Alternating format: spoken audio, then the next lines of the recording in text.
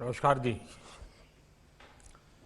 Excellency Dr. Mohammad Irfan Ali, President of the Cooperative Republic of Guyana, Excellency Honorable James Marpe, Prime Minister of Papua New Guinea, Excellency my friend Mohammad Nasheed, Speaker of the People's Majlis, Republic of Maldives, Excellency Ms. Amina J. Mohammed, Deputy Secretary General, United Nations, Sri Prakash Javadekar, Minister of Environment, Forest and Climate Change, Government of India, distinguished guests, Namaste.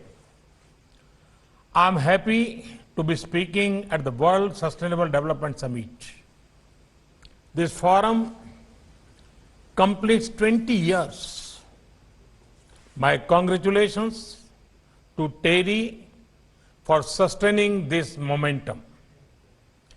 Global platforms like this are important for our present and our future. Friends, two things will define how the progress journey of humanity will unfold in the times to come. First is the health of our people. Second, the health of our planet. Both are interlinked. There are already many ongoing discussions on improving people's health.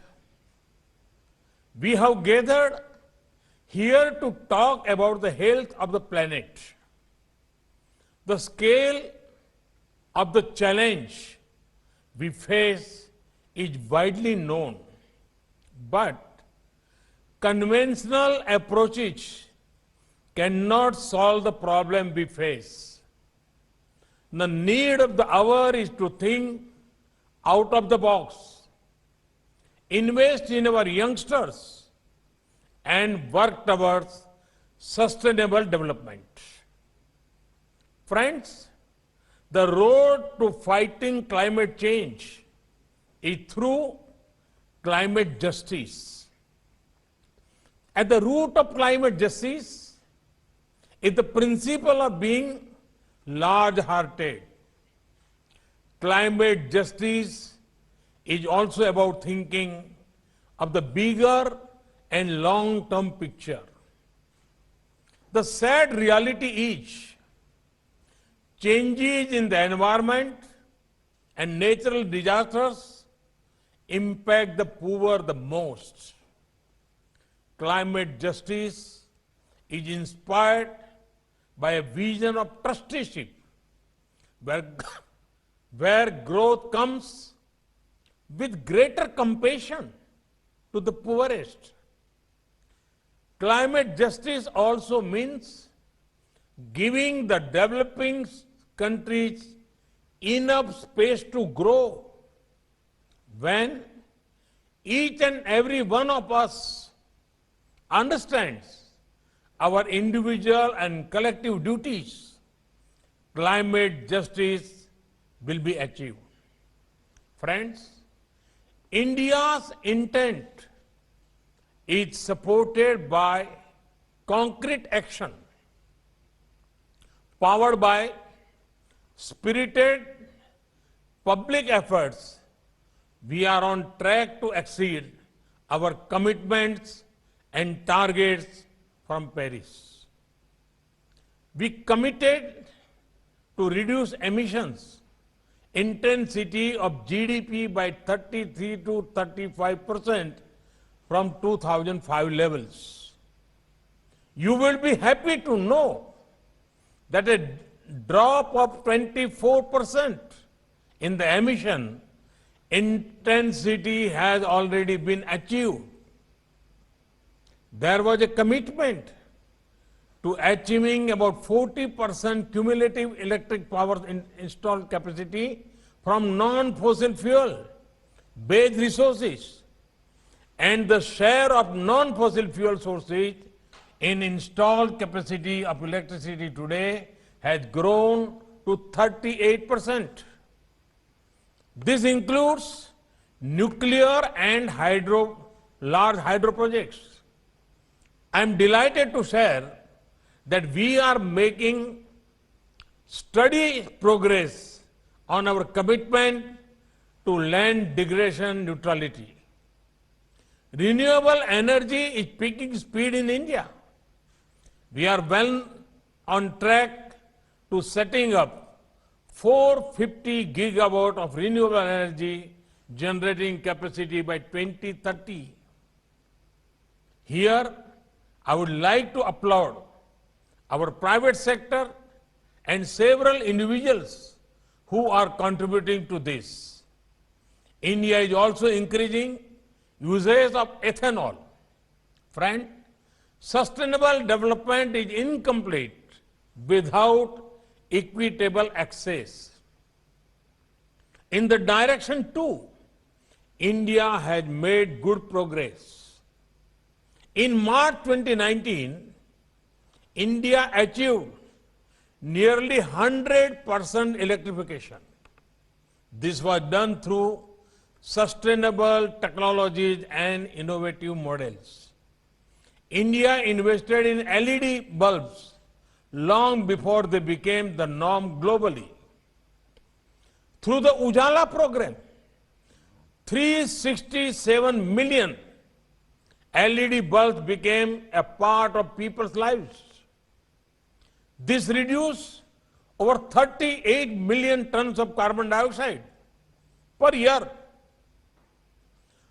The Jal Jeevan Mission has connected over 34 million households with tap connection in just about 18 months.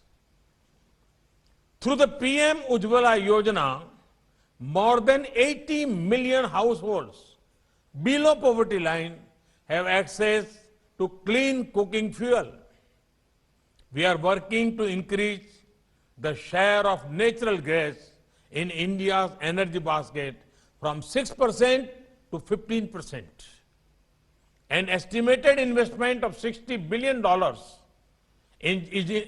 is lined up in developing domestic gas infrastructure.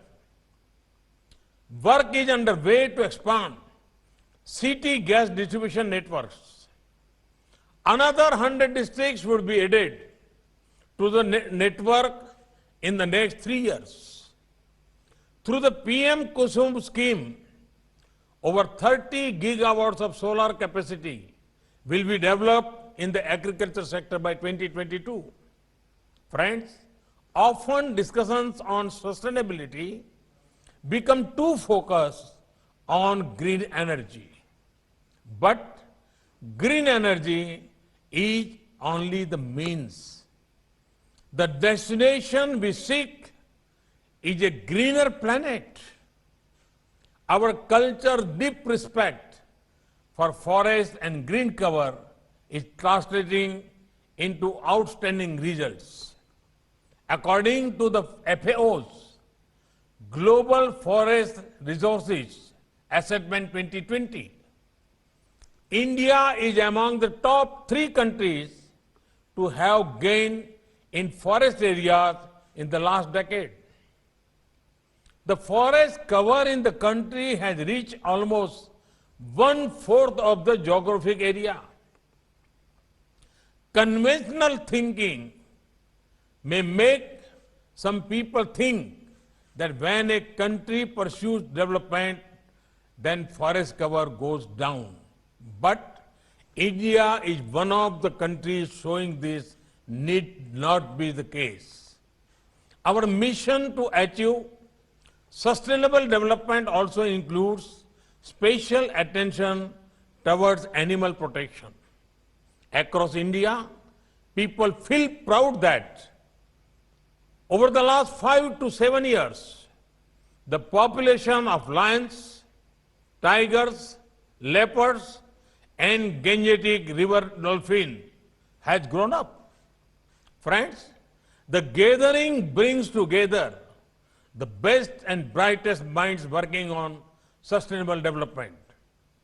I would like to draw attention to two aspects: togetherness and innovation. Sustainable development will only be achieved by collective efforts. When every individual thinks of national good, when every nation thinks of global good, that is when sustainable development will become a reality.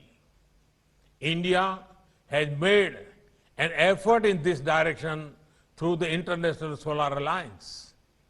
Let us always keep our minds and nations open to best practices from all over. In the same spirit, let us always share our own best practices with others. The second is innovation. There are many startups working on renewable energy, environment-friendly technology, and more. As policymakers, we should support as many of these efforts. The energy of our youth will certainly lead to outstanding results. Friends, through this forum, I would also like to mention one more area which needs thought. That is the enhancing our disaster management capabilities. This requires focus on human resources development and technology. As part of the Coalition for Disaster Resilient Infrastructure, we are working in this direction. Friends, India is ready to do whatever possible to further sustainable development. Our human-centric approach could be a force multiplier for global good. The support of research of institutions like TERI are important in these efforts. I wish this summit and you all the very best. Thank you. Thank you very much.